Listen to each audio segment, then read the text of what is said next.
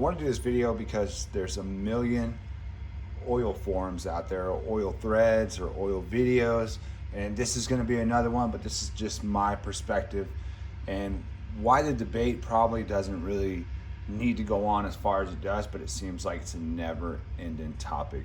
So here's two oils right here that are rated probably right against each other, probably the best oils you can buy in my opinion, right?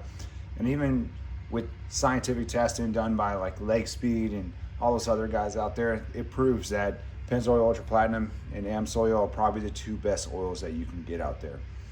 Now, here's where I'm gonna break it down on why some people don't really need to worry about which oil is the best to run in their car. So for reference in this video, I am gonna use my 2022 4Runner, my 25 Ram, and then over here on the side, that's my daughter's car, there's 99 Civic, and then there's a 99 Dodge Ram. And I've owned these for years now. This one probably the longest, probably 10 to 12 years or so. But that's kind of what I'm gonna reference on here in this video. All right, so there's three different categories right here, and this is vehicle ownership, right?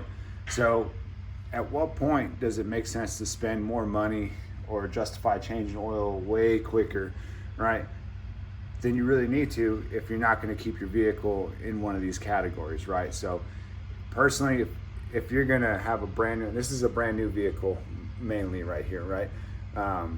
But if you have a brand new vehicle and you're going to own that thing a year or less, does it make sense to spend the most amount of money on oil and change it, do a break-in oil change, do the 3 oil changes until it's time to change your oil on a regular basis to get all the metals out of your engine? Does that even matter at 1 year or less?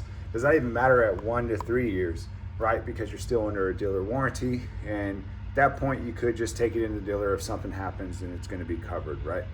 So the point of where it matters the most about when you're spending money on oil and your maintenance and how soon or how quick or how preventative you are on maintenance comes down to the 3+ years, right? So if you bought a brand new vehicle and you're like, I'm keeping that thing for at least till it's paid off, which now who knows, it's 5, 6, 7 year car loans, and then I'm probably going to keep it a year or two after that.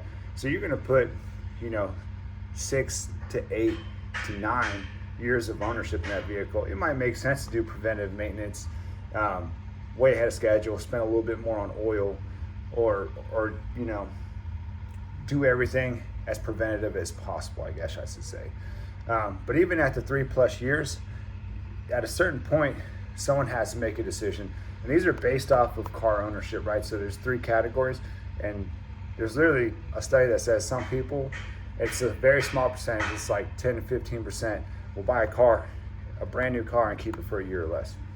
In the second category, they will own that car for 1 to 3 years, and probably around the 2.5, 3 year mark is when they get bored and they're gonna go ahead and train it on another new car, and they're gonna start that cycle all over again. And then you have another category, which is after 3 years, if they don't like it, they've put enough money in it to where there's equity when they trade it in, and they're probably gonna get something different, or they're in that 3+ category where they're gonna actually keep that car for years to come, probably 10 years, right? Just assume.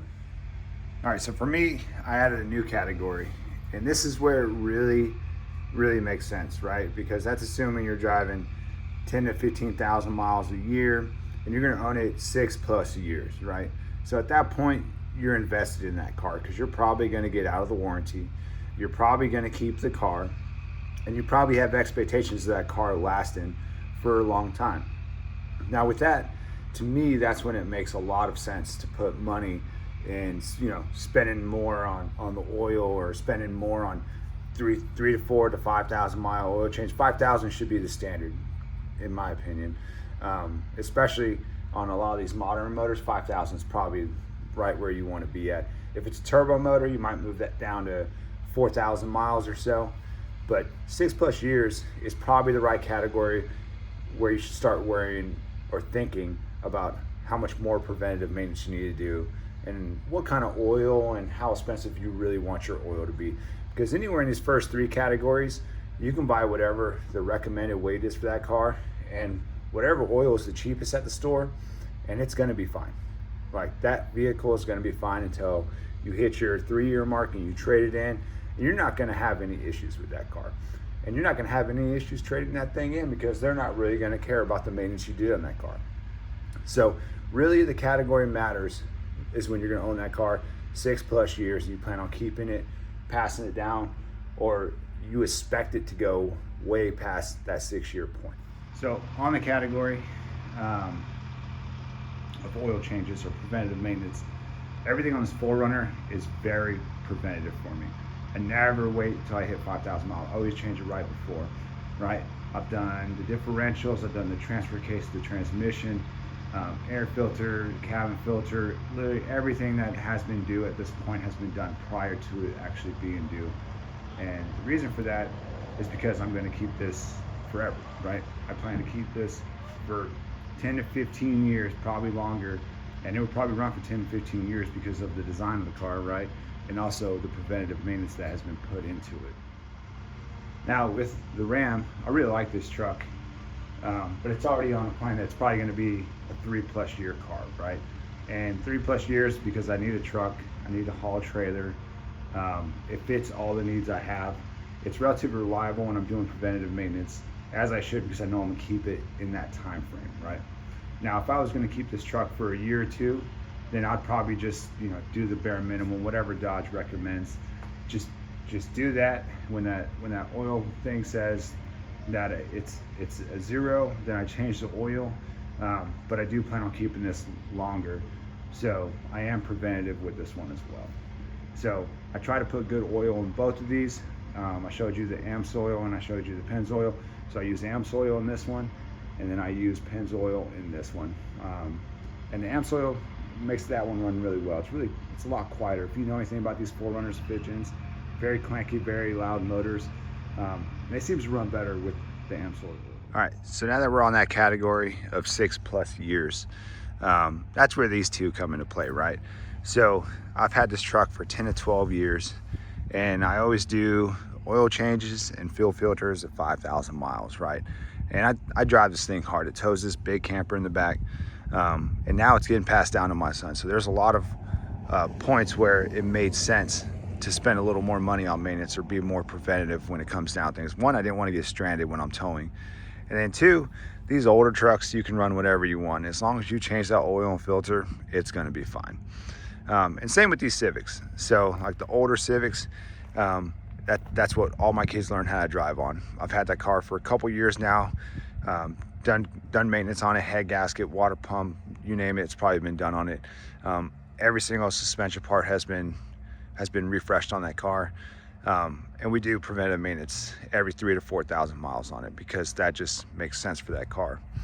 Now, the reason I'm bringing all this up is because there's so much debate on these forums about what oil, how long, what's going to make it last longer. And the truth is, half these people aren't going to keep their cars long enough for it to really matter. So why spend all that extra money? Why waste your time on these forums? Why argue the debate of oil if you're not going to keep your car? So to end this video, like I said, this is more my perspective on what I think about oil, preventive maintenance, and cost, and all the other stuff. And to me, this is lessons learned, right? Because I used to be the same. I used to worry about what kind of oil I was going to put, and I was going to trade it in 1 to 3 years, sometimes barely over 1, and I was wasting money at that point. And it didn't make sense until I had a vehicle that I was going to keep for a long time, that I started paying attention to what really matters. Like, okay, I'm going to keep this thing for 10+ years, so it makes sense to be spot on with preventative maintenance and always do things early and do things as preventative as possible. And then when I got another newer vehicle, which that's my wife's car, and we started putting money into it, it got to a point where we knew we were going to keep it for a long time. It holds its value really well. It's a reliable vehicle, so why not put a little bit more money and do the preventative maintenance and put the best that we know we can put in it. And that goes for everything on there as far as tires, suspension, everything we've done. We've tried to make it the best possible because we know we're going to keep it. We're not losing money when we trade that thing in, and the dealer doesn't care about your lift, your tires, your maintenance. They don't care about any of that stuff. So like I said, this video is just to get perspective for people who worry about that kind of stuff, and you don't really need to. The only time you really need to is when you fall in these two categories, and mainly this last one of 6+ years. Other than that, just change your oil every 5,000 miles and, you know, trade it in if that's what you're going to do. If you plan on keeping it and you're changing it every 5,000 miles, you're probably still going to be fine as well, even at this 6+ year category, as long as you're doing maintenance when you're supposed to.